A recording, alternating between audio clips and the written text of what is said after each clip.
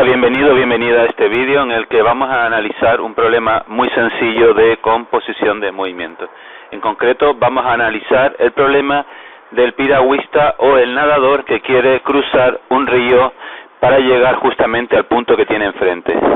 Bien, en este GeoGebra lo que he hecho para ver distintas posibilidades ha sido utilizar deslizadores de tal manera que este deslizador A me muestra la anchura del río tal y como están viendo. Ahora mismo, por ejemplo, he dicho que sea de 4 metros, por decir algo.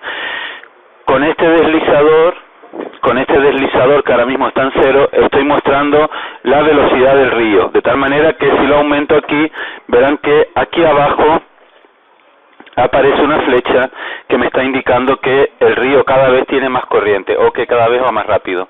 Vale, ahora mismo la voy a poner en 0, después le iré dando valores. Y aquí tenemos la velocidad con la que ese nadador o piragüista está moviéndose. Por ejemplo, lo voy a dejar en 2.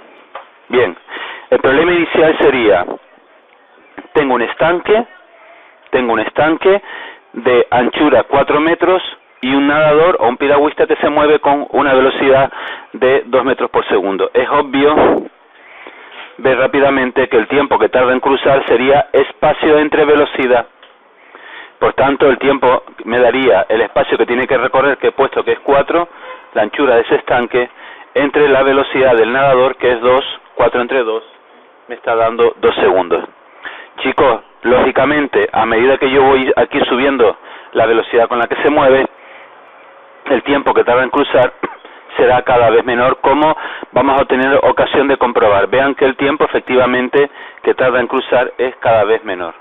Y por el contrario, si la velocidad se reduce, bueno, aquí ya me daría infinito, lógicamente, si la velocidad se reduce, el tiempo aumenta. Aquí, lógicamente, si no se mueve, si no va a nadar, tardará infinitos segundos en llegar al otro lado. Vamos a ponerlo otra vez en 2 o en 3, por ejemplo.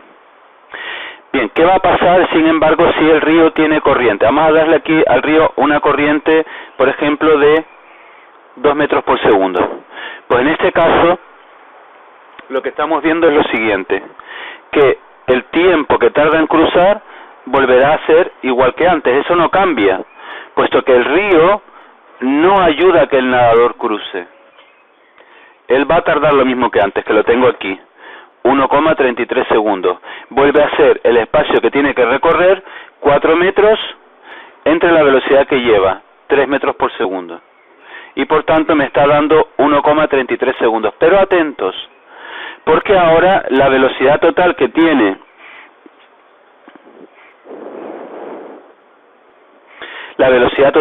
ahora ese nadador es esta, que se corresponde a la suma de su velocidad más la velocidad del río. De tal manera que lo que va a pasar es lo siguiente.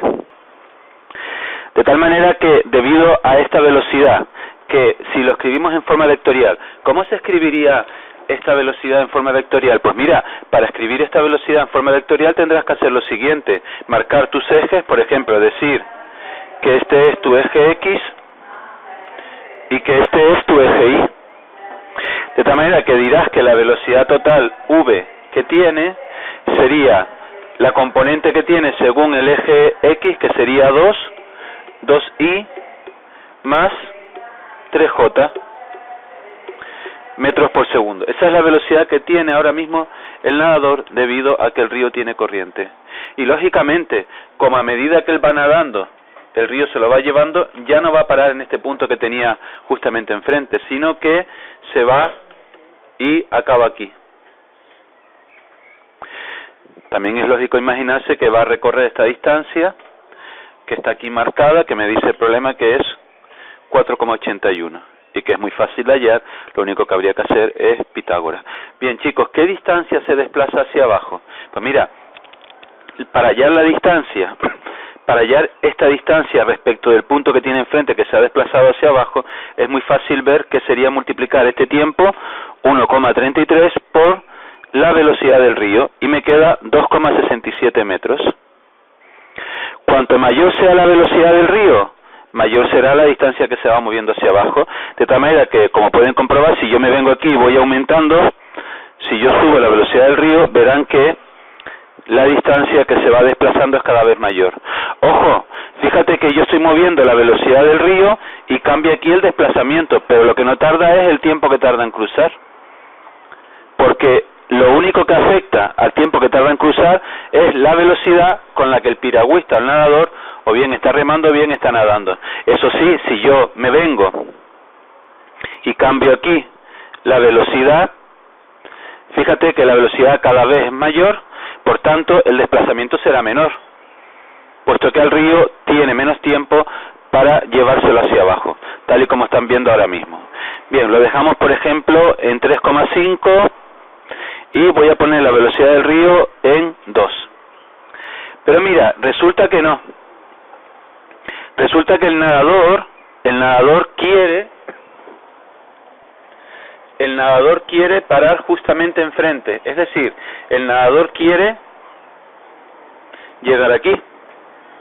Entonces él sabe algo, sabe que ya no puede nadar perpendicularmente al río, de tal manera que ya él sabe que lo que tiene que hacer es lo siguiente: salir con esta velocidad v, que forma un cierto ángulo alfa, de tal manera que su componente horizontal sea igual a la velocidad del río, porque en ese caso entonces se anulan y resulta que la resultante me da esta velocidad v. La pregunta es, ¿qué ángulo tengo que girar esta velocidad para que esta componente valga en este caso 2? Porque la velocidad del río vale 2. No nos olvidemos que esta flecha mide 3,5. Por eso es algo tan fácil como darnos cuenta de que yo aquí puedo sacar este triángulo rectángulo. Esto aquí mide 2, esto aquí es la hipotenusa que mide 3,5, y como yo quiero hallar este ángulo alfa, diré, oye, el seno de ese ángulo tiene que ser 2 entre 3,5, de tal manera que para hallar el ángulo alfa tengo que coger la calculadora y hacer SIF seno de 2 entre 3,5, y el ángulo que me da es de, pues bien, me están diciendo mis alumnos que es de 34 grados 48 minutos. Cuidado, porque ahora el tiempo que tarda en cruzar es mayor. ¿Por qué? Por el siguiente detalle, fíjate, esta es la velocidad de 3,5. Si yo hallo esta componente, esto me va a dar 2. O sea, yo te invito a que tú hagas 3,5 por el seno de 34 grados 48 minutos, te va a dar 2, lógicamente, porque así fue como hallamos el ángulo. Pero ahora, fíjate en esto, esta velocidad, que es la que me está haciendo cruzar, esa velocidad resultante, sería 3,5 por el coseno de 34 grados 48 minutos. ¿Y cuánto es, chicos, 3,5 por el coseno de 34 grados 48 minutos? Bien, resulta que esta componente vale 2,87 metros por segundo. Por tanto, ¿cuánto tiempo tarda en cruzar ahora? El tiempo que tarda en cruzar ahora es el espacio que tiene que recorrer, 4 entre la velocidad 2,87 y ese tiempo que tarda en cruzar, ¿de cuánto es, chicos?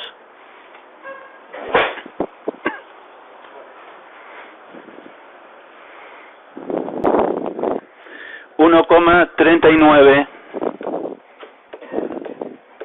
segundos. Por tanto, tarda más, pero consigue parar justamente aquí enfrente. Un detalle curioso, el nadador no siempre va a conseguir esto. Si la corriente del río es mayor que la velocidad del nadador, es imposible que llegue justamente a este punto que está aquí enfrente, porque es imposible que con esta velocidad llegue a crear un vector que sea justamente el contrario de la velocidad del río. Lo vemos enseguida. Miren, vamos a utilizar GeoGebra y ustedes me acaban de decir que tardaba 2,79, ¿no? Lo acabamos de hacer. Porque fíjense, yo le he pedido que me dibuje. Así es como tiene que apuntar. Y ese ángulo, que yo le he pedido que lo calcule aquí, ustedes me dijeron antes que era 34,8, que yo lo que hice fue pasar los 0,8 a minutos, que dio 48 minutos. Véanlo aquí abajo que el GeoGebra lo está calculando. Miren chicos, fíjate lo que va a pasar. Si yo voy aumentando aquí la velocidad del río, esta flecha se va a ir acercando a esta horizontal, porque esta componente cada vez tiene que ser mayor. Y por tanto podrán apreciar que el tiempo que tarda en cruzar va a ir en aumento.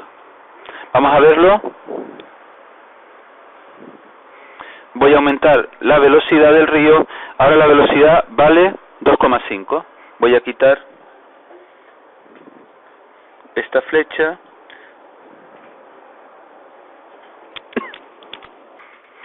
De tal manera que ahora la resultante entre este vector que está apuntando así, el vector velocidad del nadador, y el vector de velocidad del río, me da este vector, que es el que hace que yo pare aquí enfrente. Vale, decía que, fíjate que a medida que yo aumento la velocidad del río, se va sacando horizontal. Mira, si el río alcanza la velocidad que tiene el nadador, evidentemente para contrarrestar el efecto del río, el nadador tiene que ir así. Pero entonces ya no puede, por mucho que nade, no llega justo enfrente. Vean, por eso aquí este tiempo me ha dado casi infinito. Si el río sobrepasa esa velocidad,